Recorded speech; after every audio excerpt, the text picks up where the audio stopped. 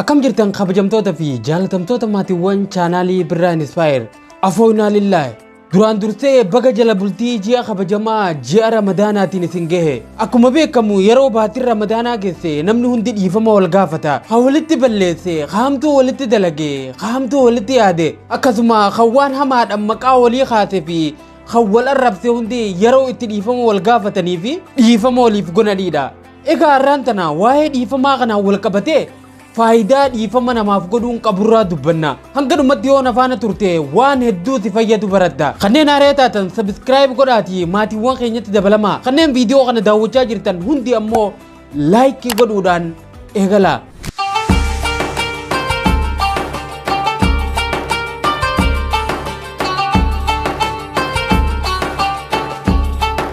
Bofni yeroo bishaan dhuguu barbaade jalqaba irratti summii afaan isaa keessaa qabu ofirraa tufa. Osoo hin tufne yoo waliin dhuge summiin isaa isuma garaa isaa ciree daqiiqaa keessatti isa ajjeesa. Nuti ilmi namaatis haaloo fi hijaa keessa keenya jiru yoo dhiifamaan of keessaa hin dhiine deebisee matuma keenya akka malee nu miidha. Dhiifamni meeshaa guddaa kabajaa namummaa tan mulqamte deebifnee ittiin jaarrannudha. Mee har'aan tana faayidaa dhiifama namaaf godhuun ilma namaatiif qabdu laallati sirriitti na hordofi. Bu'aaleen dhiifama namaaf godhuu keessaa argaman hedduudha. Isaan keessaa mee muraasa isaanii akka armaan gadii kanatti haa ilaallu. Tokkoffaa dhiifama namaaf godhuun mana hidhaa keessaa nama tokko baasuu jechuudha. Namichi hidharraa hiikamu sun isa ati dhiifama gooteef san hin se'in sumaa dhiifama namaaf godhu kanaatu hidharraa gad dhiifame. Hanga ati garaa kee keessatti namatti hijaa qabatee jiraatutti namni tokko mana hidhaa keessa jira. Namichi sun karaa bahuun dhabee guyyarraa iyyataa jira. Namni sun garuu suma mataa keetii quba qabaadhu. Namichi sitti balleesse tarii irraanfatee dhiisee jira taha. Maal akkasitti balleessee hin beeku ta'uu mala. Ati garuu yeroo hunda balleessaa isaa yaadachaa garaacha kee of gubaa bulta. Nagaya of dhorgita. Obboleessa kiyyaa obboleettii tiyya. Hanga siif danda'ametti nama hundaaf garaa qulqulluu qabaadhu. Balleessaa tokko lamaaf jettee ilma namarraa garaa muratiin carraa biraa kenneef ilaali. Obboleessoo gaafa dhiifama namaaf gootu bu'aa guddaa kan argatu si bar. Bu'aan kee inni guddaan boqonnaa sammuuti. Sammuu keetiif boqonnaa kennuun mana hidhaa keessaa of baasuu jechuudha. Bilisummaa dhugaa argachuudha. Tarii badii namoota sanii irraanfachuu dadhabuu dandeessa. Garuu sammuun ilma namaa uumamaan filatee hin yaadatu. Tooftaan ittiin odeeffannoo sammuu kee keessa jiru ittiin hayxu hanga ammatti hin jiru. Gonkumaahu hin argattus. Waan sammuun kee yaadattu hundaahu yaadachuun kee dirqama. Kun dirqama uumamaati. Uumaan namni waan barbaadu qofa yaadatee waan hin barbaanne akka irraanfatuuf carraa hin laanneef.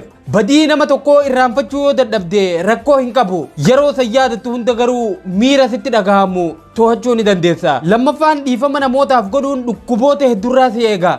Saayinsiin qoratee waan bira gahe tokkotu jira. Namoonni yeroo hedduu haaloo yookaan hijaa qabatanii wajjin jiraatan dhukkuboota hedduuf saaxilaman. Sababni isaa xiinsammuu namootatii fi qaama isaanii jidduu hariiroon jiru cimaa waan ta'eef. Dhukkuboota namoonni dhukkubsatan keessaa hedduun yaada isaa yaada waliin wal qabata. Dhukkuboota akka dhiibbaa dhiigaa, dhukkuba onnee, dhukkuba sukaraatii fi dhukkuba garaachaafirraa si bilisoomsa. Kana jechuun nama si miidhe tokkoof dhiifama godhuun isa qofa osoo hin taane isa daran siitu bu'aa guddaa argataahu.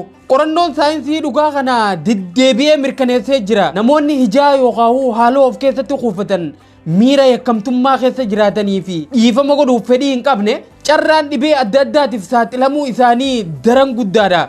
Kanaafuu dhaamsin ani isiniif dhaamu obboleeyyan kiyya mataa keetiif jahiitii dhiifama namaaf godhi. Hamtuu namni sirratti hojjetee bira dabre hunda dandahiitii irra dabriif. Namoonni amalli isaanii rakkisaa tahee waliin jiraachuun akka malee ulfaatu ni jiran. Garuu ati dandahiitii dhiisiif. Jireenya kee keessatti namoonni miidhama gurguddaa sirratti hojjetan ni jiran. Jecha arrabaa ati irraanfachuu hin dandeenyeen kan si waraananii fi sagaleen isaanii inni lafee nama cabsu yeroo hunda gurra keetirraa iyyuu ni jira. Kanallee ati dandahiitii dhiisiif. Gaarummaa kee hammeenyatti jijjiiranii carraa argatan maraan maqaa keetitti cilee namoonni dibanni jiran. Garuu ati dandahiitii bira kutiif.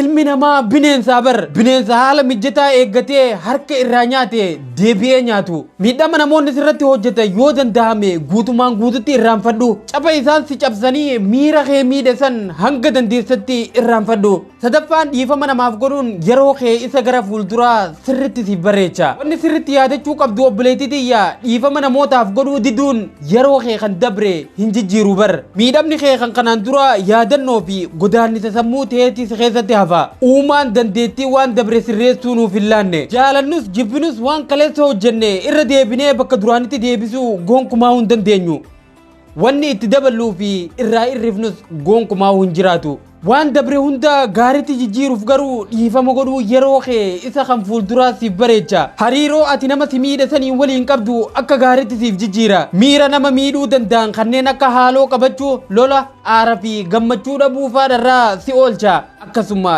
jaalala akka horattu si godha guutumaan guututti nama dhiifama gooteef tokkoof miira jaalalaa horachuun salphaadha namni biriyaanti jaamu tokko akkas jaa dhiifama malee jaalalti hin jirtu jaalala malee dhiifamni hin jiruu jaa dubbiin kun guutumaan guututti dubbii sirriiti nama tokko hin jaalatu taanan badii isaa irra dabruu fi hin dandeessu yoo irra hin dabarreef ammoo jaalachuu hin dandeessu yeroo mara jaalalti filannoo hin qabdu beeki namoota waan gaarii siif oolan filattee jaalachuudhaan warra si miidhan jibbuun qajeelfama jireenyaa isa sirriitii miti ilmi namaa kun uumamumaanuu dadhabaa waan ta'eef balleessaa hundarraa bilisa ta'ee kan jiraatu gonkumaa hin jiru kanaafuu dadhabinuma isaa waliin jaaladhu namoota tokko tokko hojii isaanii yeroo yaaddu jaalachuun akka malee sitti ulfaata ta'a akkas ta'ullee ati hin jibbini hanga dandeessutti numa jaaladhu yeroo hunda sababa hin funaaniniiti sababa malee nama jaalachuudhas baradhu dhiifama namaaf godhuu mallattoo sodaa osoo hin taane mallattoo gootummaa fi hayyummaa nama tokkooti mul'isa egaa obboleeyyan kiyya anis yoon isinitti balleesse dhiifama naaf godha bakka jirtanii dhiifama waliif godha dhiifamas wal gaafadhaa jecha viidiyoo irraan tanaa asumarratti goolabna laayik fi sheer godhaati namoota jaalattan hunda biraan gaha viidiyoo haarayaa fi yaada haarayaa hanga walitti deebinutti nagaatti naaf tura isinin jaaladha